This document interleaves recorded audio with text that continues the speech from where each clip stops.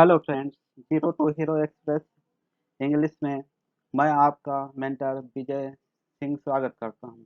ये channel specially उन दोस्तों के लिए है जो आगामी कॉम्पिटिटिव एग्जाम की तैयारी कर रहे हैं और जिनका लक्ष्य कॉम्पिटिटिव एग्जाम को अच्छे से क्रैक करना है।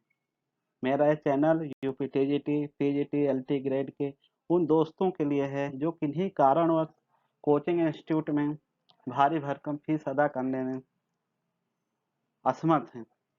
इस चैनल के द्वारा कंप्लीट लिटरेचर राइटर और स्पेशल एग्जाम ओरिएंटेड सिलेबस को स्टेप बाय स्टेप कवर किया जाएगा। चूंकि अभी मेरे पास आवश्यक यूटिलिटीज का अभाव है, अतः मैं आपसे ऑनलाइन कनेक्ट नहीं हो पाऊंगा। जैसे जैसे ये कमी दूर होगी, मैं ज़रूर आपसे ऑनलाइन कनेक्ट होने का प्रयास करूंगा। जो भी टॉपिक आपको इसमें पढ़ाया जाएगा वो ऑथेंटिक सोच पर आधारित होगा और आपको अन्यथा कहीं भटकने की ज़रूरत नहीं पड़ेगी। बस आप सभी दोस्तों से एक रिक्वेस्ट है कि मेरे इस चैनल को आगे बढ़ाने में मेरी हेल्प करें और सब्सक्राइब का ज़्यादा से ज़्यादा शेयर करने का कष्ट करें, जिससे कि आप सभी दोस्तों को अधिकाधिक लाभ मिल सके। यही सच्चे अर्थों में मेरे लिए एक रिवार्ड होगा। आज के टॉपिक में हम लोग शुरू करते हैं इंग्लिश लिटरेचर। इसमें हम टॉपिक बाय टॉपिक आगे बढ़ेंगे। पूरी क्लास को शुरू से आखिरी तक देखना है और इसमें जो भी चीज़ें बताई जाएंगी बेसिक से बताई जाएंगी। इसमें जल्दबाजी नहीं करनी, क्योंकि जल्दबाजी में हमको आता नहीं है। जल्दबाजी हम करते हैं, बाद में कोई चीज़ आती है तो उसमें हम उसको कवर नहीं कर पाते हैं। इसलिए हम लिटरेचर को बिल्कुल डीपली पढ़ेंगे, वन बाय वन। और जब तक एग्ज़ाम आएगा तब तक आपके सारे डाउट क्लियर हो चुके होंगे और आप एक अच्छे एग्ज़ाम को अच्छी तरीके से पास कर पाएंगे। ये मेरा आपसे वादा है।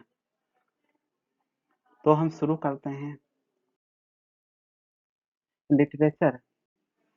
पहले हम जानेंगे कि what is literature, what's form, how many stages of literature and what the basic differences.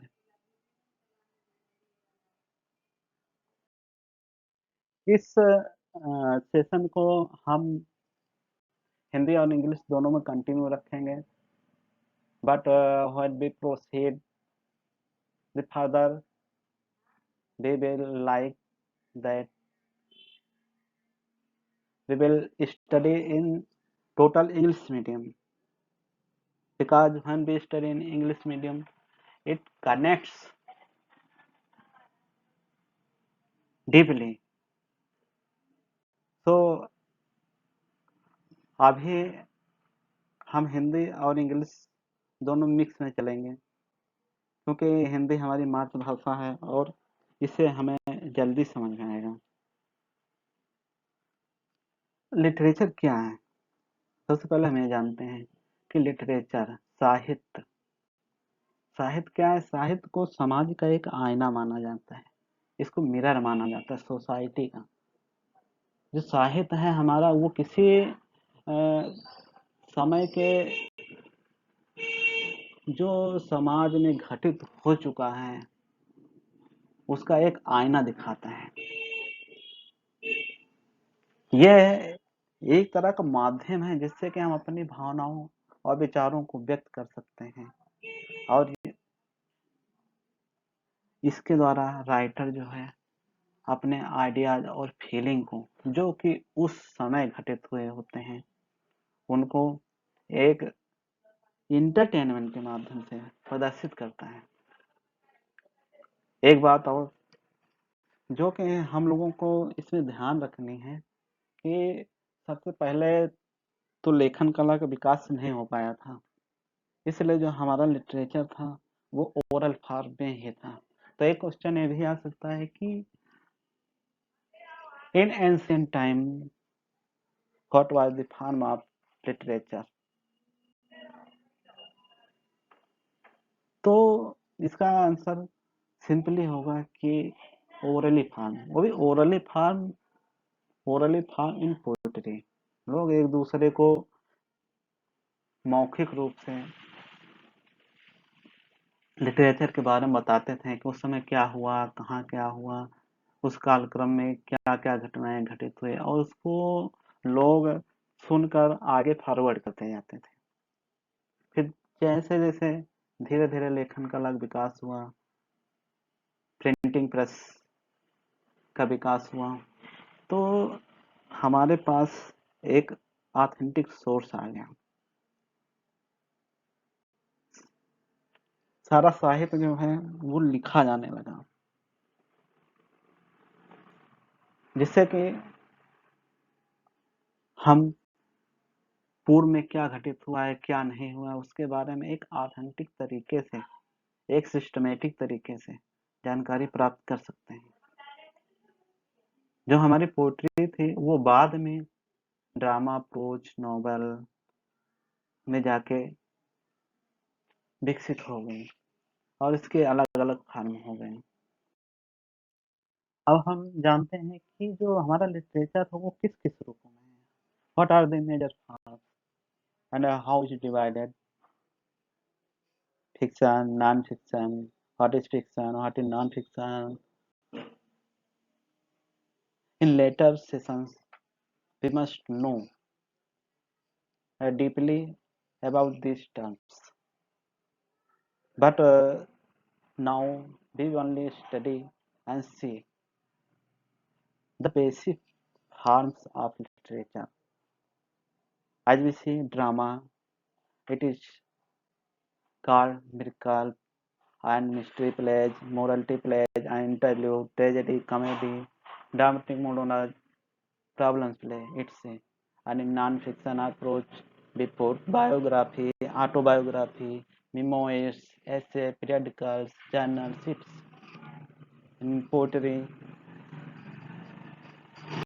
report, epics, sonnets, or elegy, ballads, satire, idyll, it's a novel, Gothic novel, travelogues, Picasso novel, domestic novel, historical novel, regional novel, prose romances, and very important short story.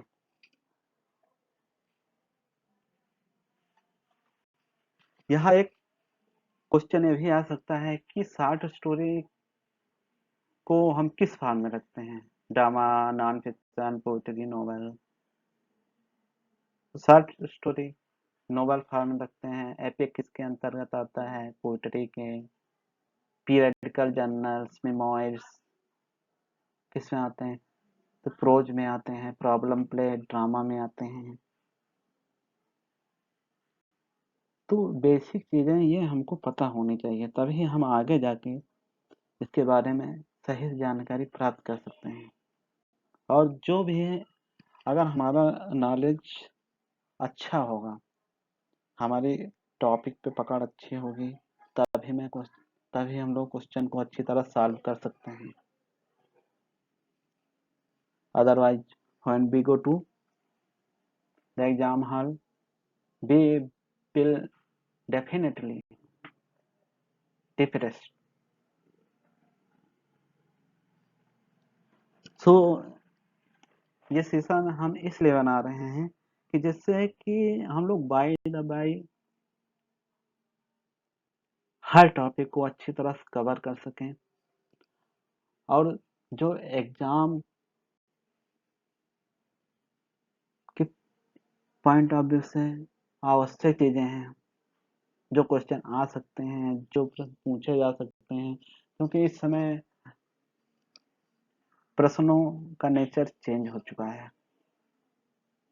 अब ऐसा नहीं रह गया है कि बस book उठाया, रट लिया और काम हो गया। यदि हमारा कॉन्फ्रेंसन अच्छी तरह डेवलप नहीं होगा तो हम इसको तो अच्छे से नहीं कर सकते हैं, क्योंकि जहाँ पेपर देने वालों की संख्या बहुत अधिक होती है, बहुत अधिक संख्या में, and in comparison to you can see the vacancies, a little, and you have to crack. Then you know it is too difficult.